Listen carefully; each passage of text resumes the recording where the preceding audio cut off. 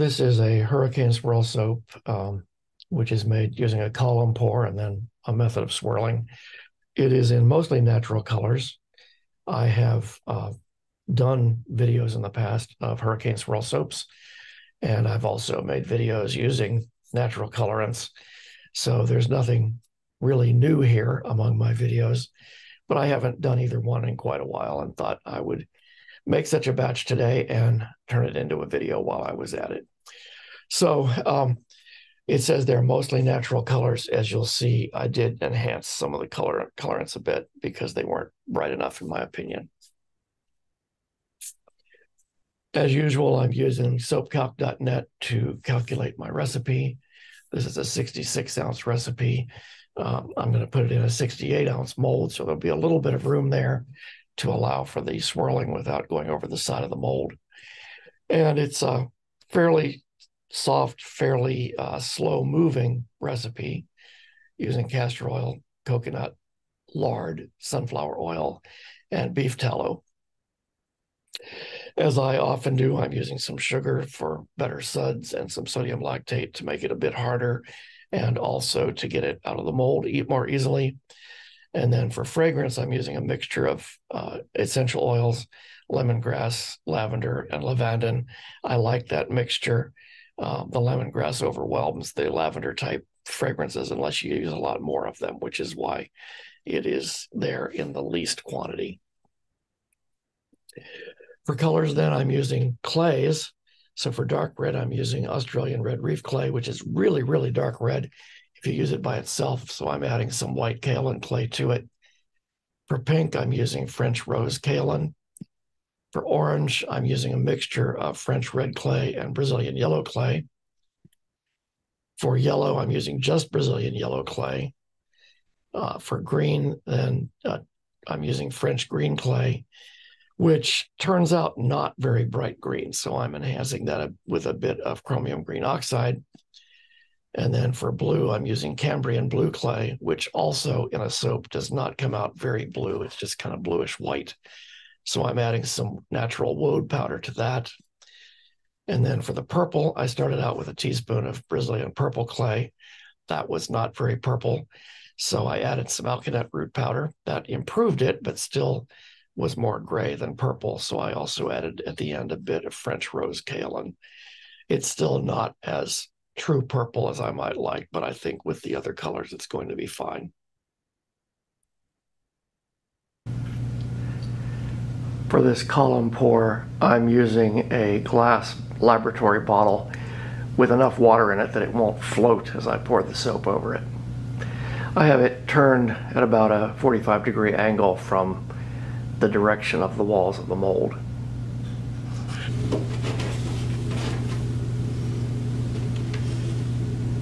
My oils are at 83 degrees Fahrenheit. My lye water is at 100 degrees Fahrenheit, so nice and cool. This should be a pretty slow recipe anyway.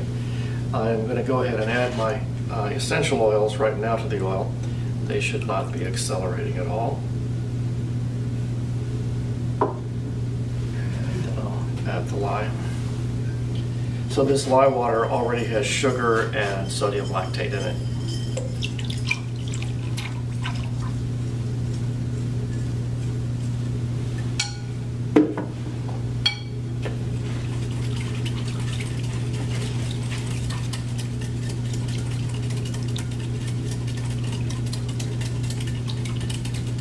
As always, since this is a fairly slow recipe and I'm hand whisking it, I may speed up the video or cut out some parts just because there may be some longer periods of stirring here.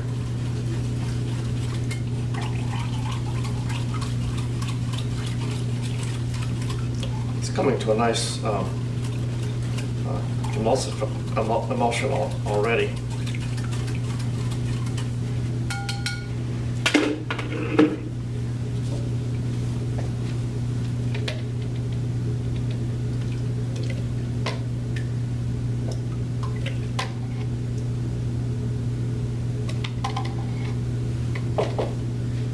So for a red, I have Australian red reef clay with a little bit of white kaolin. And then for pink, I have French rose kaolin.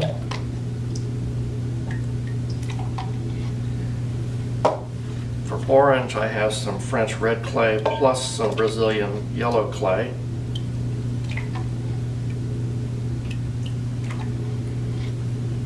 And for yellow, I have just Brazilian yellow clay.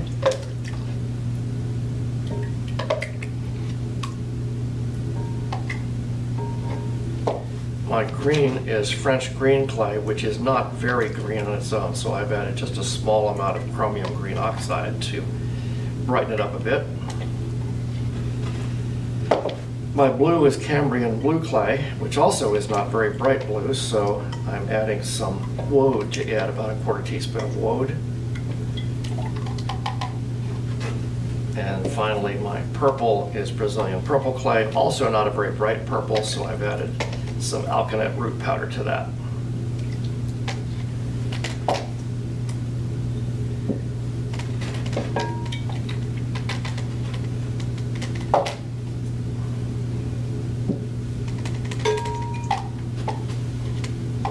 So this should make about 1 3/4 cups of each color of batter.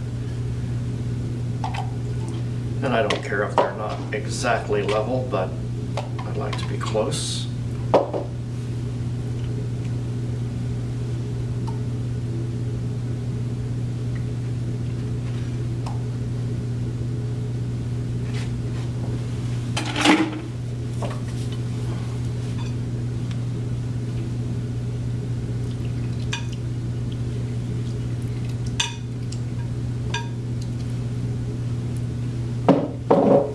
So I'll definitely speed this up too as I blend these colors.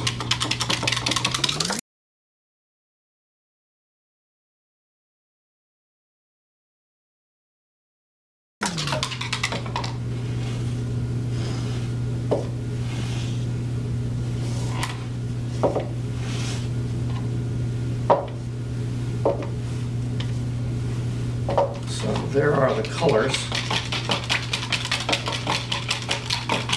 I'm going to stop the video while I finish whisking these.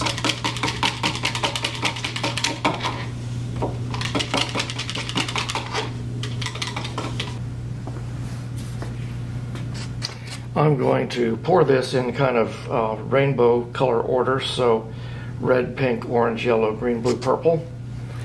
And I'm going to hope for at least 6 cycles of pouring.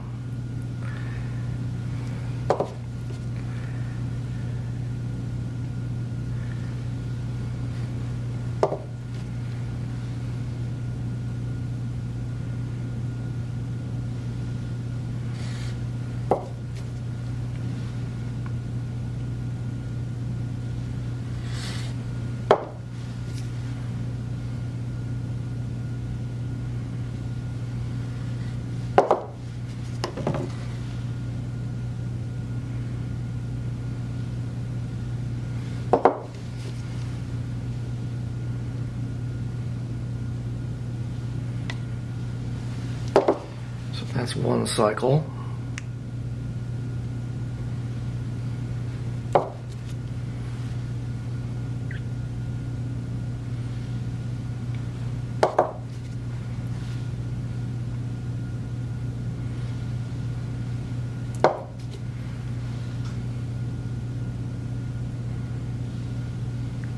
This batter is still not at trace at all. It's nicely emulsified, but still very liquid. And I want that for this kind of a pour. But I'm still going to try to pour fairly quickly because I don't know when it'll start thickening up.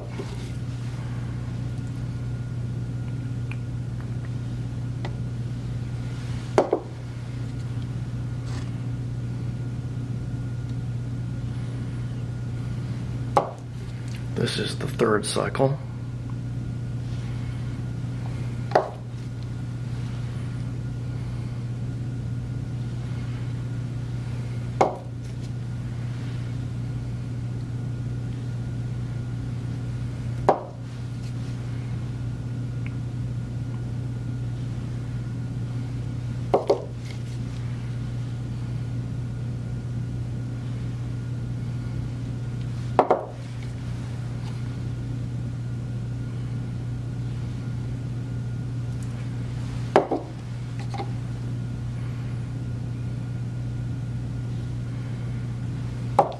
This is the fourth cycle. At this point, if you're new to making column pours, it's a good idea to kind of look in your containers and see, are you using one color faster than another, in which case you can use more or less on the next cycle to try to even them out so you don't run out of one color before you're done with the pour. So far these are staying pretty even.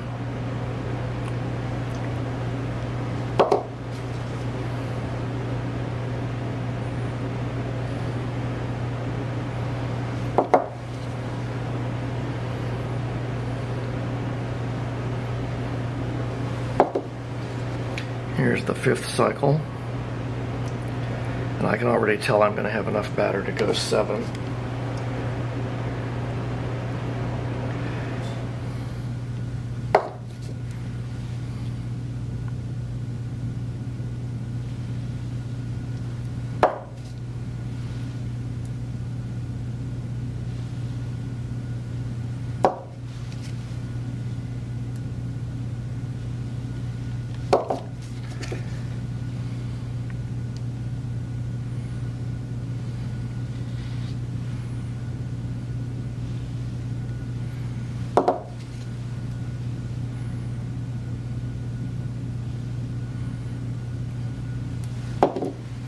This is the 6th cycle.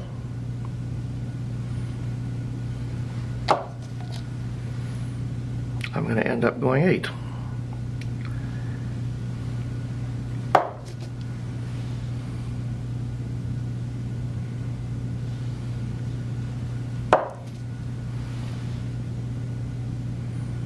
Still very liquid.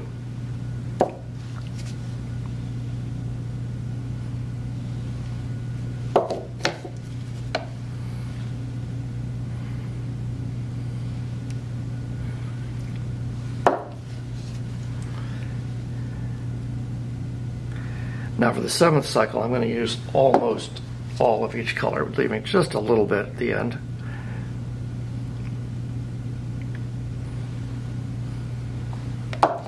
Maybe keeping a couple tablespoons.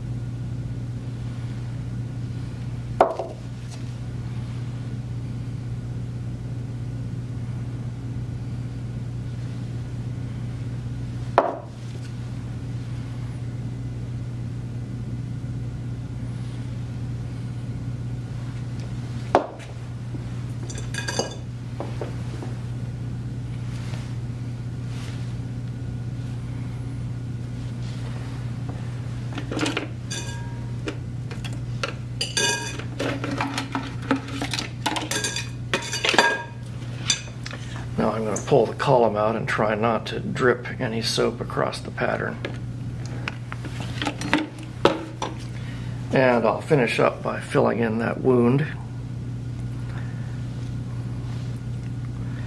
Let's save just a drop of red for the end.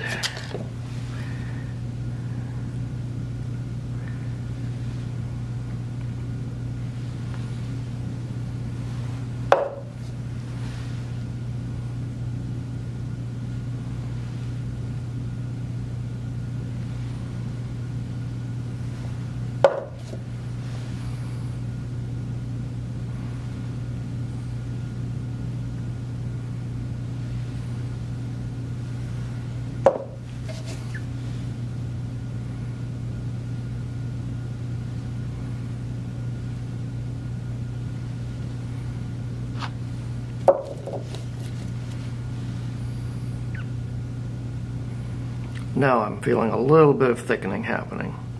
I would say this is at lightest trace at this point, just about perfectly timed.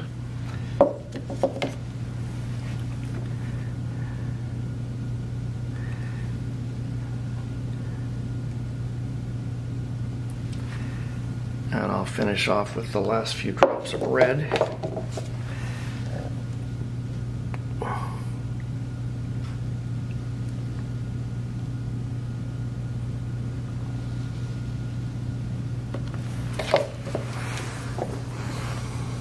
Now, I'll do radial swipes to start here.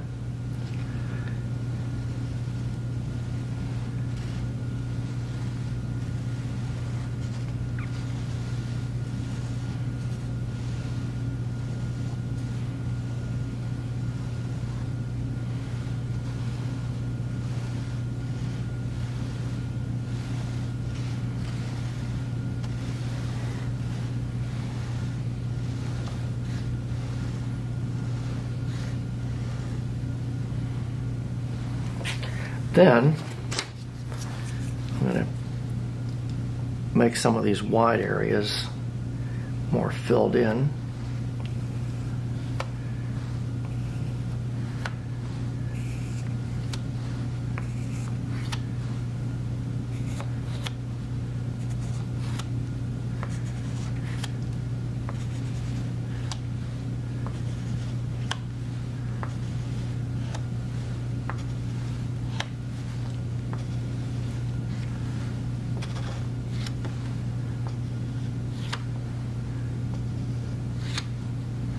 I would often stop at that point because that's a pretty soap, but to make the hurricane swirl, then we need to spiral that. And I was using the narrow end of the chopstick just now.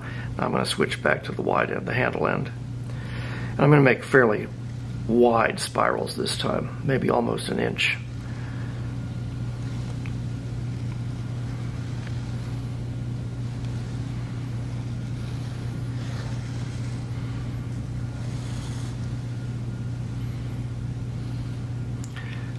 And then rather than repeatedly swiping through the same area, I'll pull the stick out as I go around the ends here.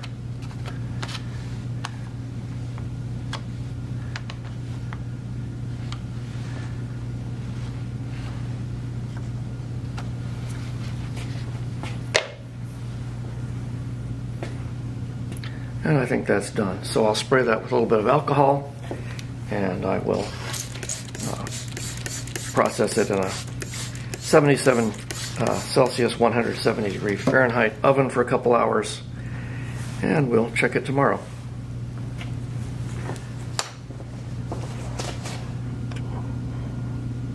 Here is a straight down view of the newly poured soap. It is the next day and the soap has hardened enough to be cut. This is the finished slab. I think it turned out pretty well. This is a view of the center area. And then off to the side. This mold makes 15 bars and it has miter cuts down the side. So you actually cut the bars while they're still in the mold. And then once it's dumped out and the liner paper removed, this is what the bottom looks like. Red was the first color I poured, so that's what shows predominantly here. And here is a cut bar. Obviously, these will need some cleaning up, but I think they turned out pretty well.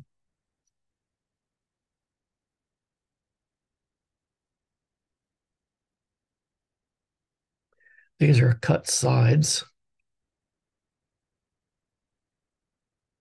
And these are sides that were against the mold wall, so they were not cut.